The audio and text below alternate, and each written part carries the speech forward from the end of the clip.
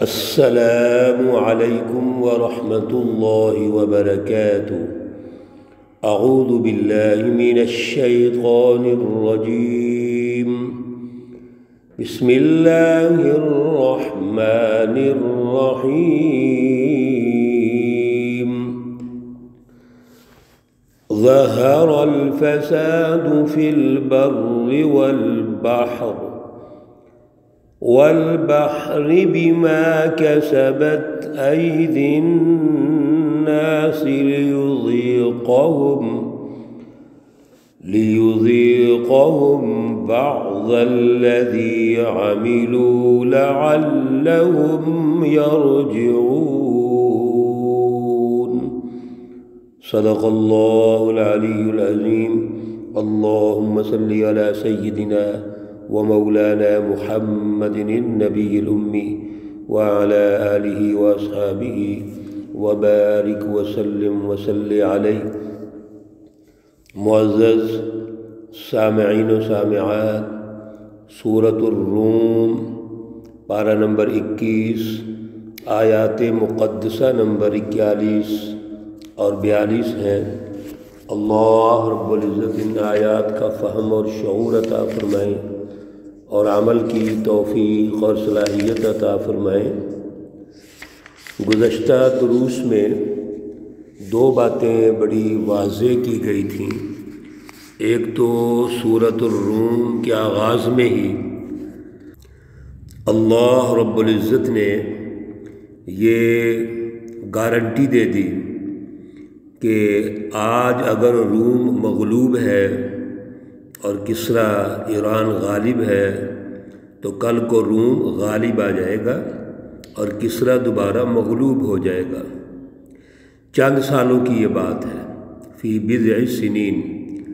اور پھر ایک وقت ایسا آئے گا کہ للہ الامر من قبل و من بعد، اللہ رب العزت روم اور کسریٰ ایران دونوں کو مغلوب کریں گے اور رسول اللہ صلی اللہ علیہ وسلم اور آپ کی سچی جماعت کو غالب کریں گے۔ وَيَوْمَئِذٍ يَفْرَحُ الْمُؤْمِنُونَ، اور اس دن مسلمان خوش ہوں گے، یعنی جب بین الاقوامی غلبہ ہوگا اور پھر رسول اللہ صلی اللہ علیہ وسلم قومی سطح پر انقلاب لے آئیں گے تو مومن مسلمان حزب اللہ وہ خوش ہوگی بنصر اللہ، اللہ کی مدد کے ساتھ۔ دوسری نمبر پر اللہ رب العزت نے وہ راستہ جو صراط مستقیم ہے اس کو دین حنیف کے عنوان سے متعارف کروایا، جس کو فطرت قرار دیا ہے۔ اب غلبے کے لیے جو ضروری ہے راستہ وہ صراط مستقیم ہے، دین حنیف ہے۔ حضرت ابراہیم علیہ السلام سے لے کر حضور نبی اکرم صلی اللہ علیہ وسلم تک جتنی جد و جہد ہے اللہ رب العزت کی رٹ کو قائم کرنے کے لیے، خدا شناسی کے لیے، فلسفہ توحید کی بالادستی کے لیے، وہ بہترین فلسفی اعلیٰ نظریات جس کی بالادستی ضروری ہے، اس پر ایک سیاسی اور معاشی نظام تشکیل دینا ہے، معاشرہ تشکیل دینا ہے، اسی کو دین حنیف کہا جاتا ہے۔ اس کی اہمیت اللہ نے ارشاد فرما دی تھی کہ وہ فطرۃ اللہ التی فطر الناس علیہا، یہ انسانیت کی فطرت ہے۔ دین حنیف انسانیت کا دین ہے۔ اللہ نے انسانیت کے عنوان سے یہاں گفتگو ارشاد فرمائی ہے۔ آج کی آیات میں اللہ رب العزت یہ ارشاد فرما رہے ہیں کہ جب غلبہ ہوگا تو اس کی وجوہات کیا ہیں۔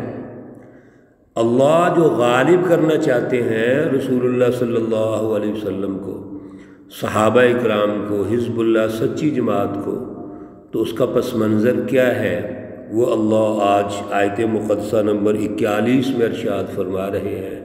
ظہر الفساد فی البر والبحر، فساد پھیل گیا ہے، غالب ہو گیا ہے فساد، کہاں پر؟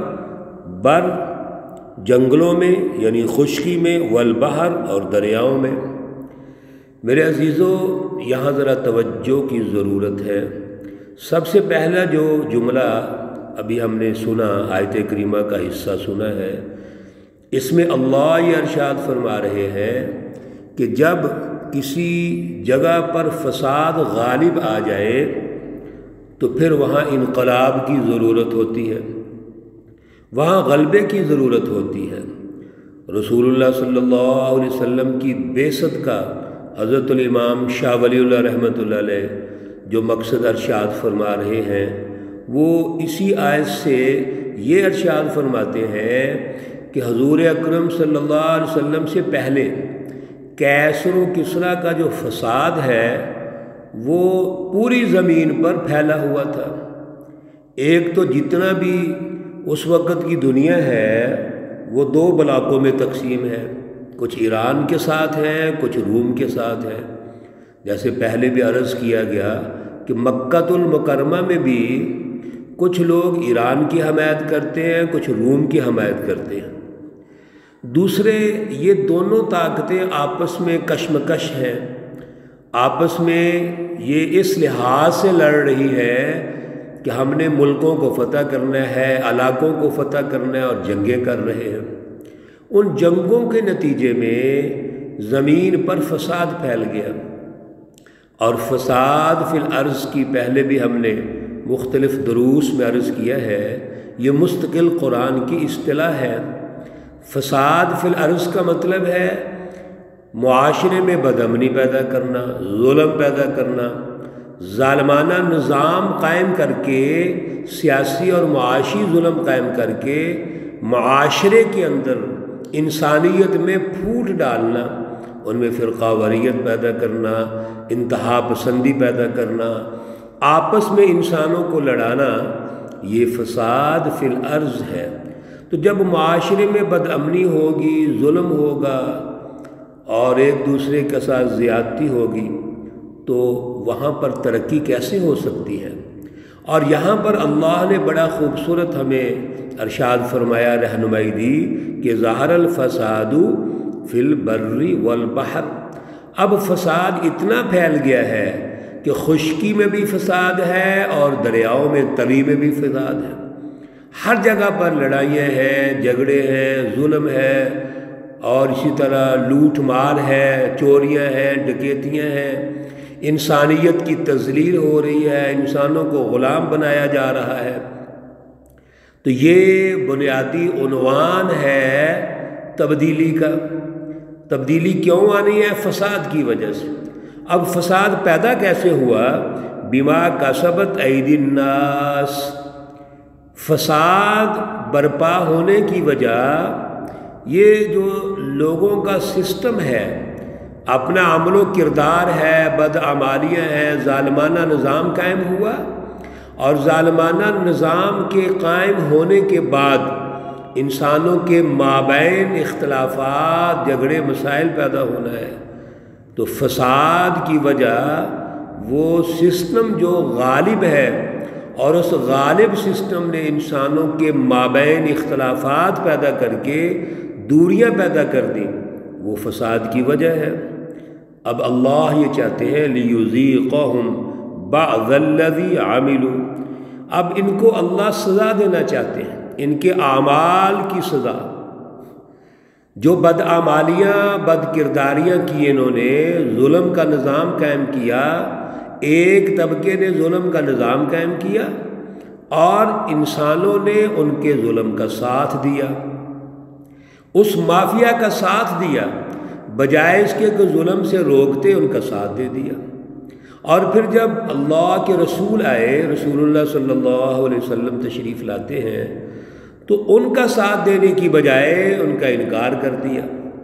اللہ یہ چاہتے ہیں کہ اب فساد کو ختم کیا جائے، ان ظالموں کو عذاب دیا جائے، سزا دی جائے، ان کو شکست دی جائے، لعلہم یرجعون، تاکہ یہ لوگ دوبارہ دین حنیف کی طرف واپس آ جائیں، عدل کا نظام قائم کر لیں، انسانیت کی اقدار غالب آ جائیں، اللہ کی پہچان پیدا ہو جائے، اس لیے ان کو عذاب دینا ضروری ہے، ان کا مقابلہ ضروری ہے۔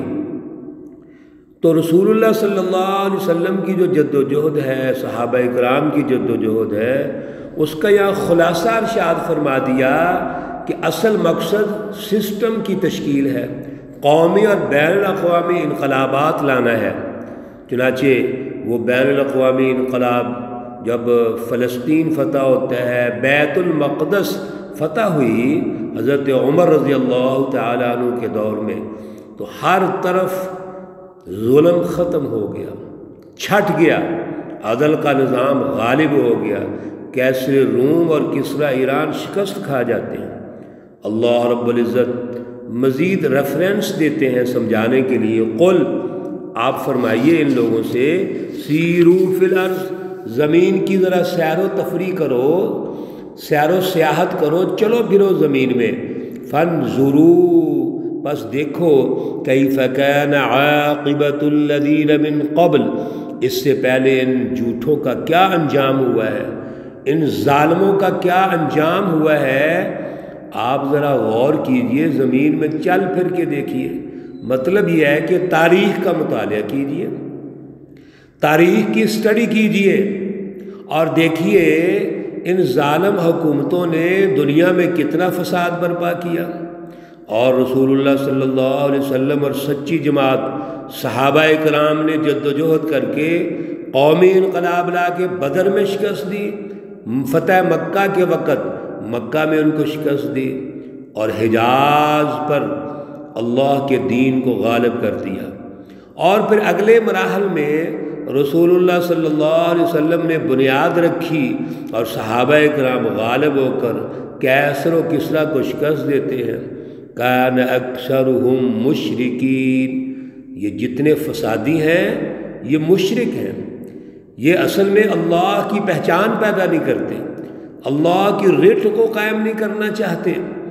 وہ فلسفہ توحید کی پہچان پیدا کرنا اور فلسفہ توحید کی رٹ قائم کرنا، اس کے وہ مخالف ہیں، کافر، مشرک اور منافق۔ یہ وہ جماعتیں ہیں جو اللہ کی سچی پہچان پیدا نہیں ہونے دیتے۔ اور میرے عزیزو یاد رکھو، پہچان سسٹم سے پیدا ہوتی ہے، محض فلسفی سے پیدا نہیں ہوتی ہے۔ آج بھی ہم یہ کہتے ہیں کہ بہت زیادہ ہم اللہ کی فلسفی کو بیان کرتے ہیں، یقیناً کرتے ہیں، بڑی بڑی مساجد ہیں، مدارس ہیں، ٹی وی چینلز پہ بڑی گفتگو ہوتی ہے، لیکن سوال یہ پیدا ہوتا ہے کہ اتنی زیادہ اشاعت کے بعد پھر بھی توحید کا غلبہ نہیں ہے، اللہ کی رٹ غالب نہیں ہے، معاشرے کی ترتیب و تشکیل اس کے مطابق نہیں ہے۔ وجہ یہ ہے کہ اس پر عملی نظام نہیں ہے۔ کوئی بھی فلسفہ اگر آپ اس کو سوسائٹی میں اس کی پہچان پیدا کروانا چاہتے ہیں تو میرے عزیزو اس کو غالب کرنا پڑتا ہے، اس کا باقاعدہ پریکٹیکل سسٹم بنانا پڑتا ہے، اس کا باقاعدہ ایک نظام بنانا پڑتا ہے، پھر وہ فلسفہ غالب ہوتا ہے۔ میرے عزیزو، اللہ رب العزت نے حضور نبی اکرم صلی اللہ علیہ وسلم، صحابہ کرام کہ یہاں جو منصب ارشاد فرمایا ہے وہ ظلم کے نظاموں کو ختم کرنا، ان کو شکست دینا، اور عدل کے نظام قائم کر کے قومی اور بین الاقوامی سطح پر فتح حاصل کرنا ہے۔ اور پھر وہ مومن اور سچی جماعت جب غالب آتی ہے تو یومئذ یفرح المؤمنون، اس دن وہ خوش ہوتے ہیں۔ اللہ ہمیں بھی توفیق عطا فرمائے۔ اللہ رب العزت تمام مرحومین و مرحومات کو جنت الفردوس میں اعلیٰ مقام عطا فرمائے۔ اللہ رب العزت تمام بیماروں کو شفائے کاملہ عاجلہ مستمرہ عطا فرمائے۔ ربنا تقبل منا انک انت السمیع العلیم وتب علينا إنك أنت التواب الرحيم. وصلى الله تعالى على النبي الأمي محمد وعلى آله وأصحابه أجمعين برحمتك يا أرحم الراحمين. السلام عليكم ورحمة الله وبركاته.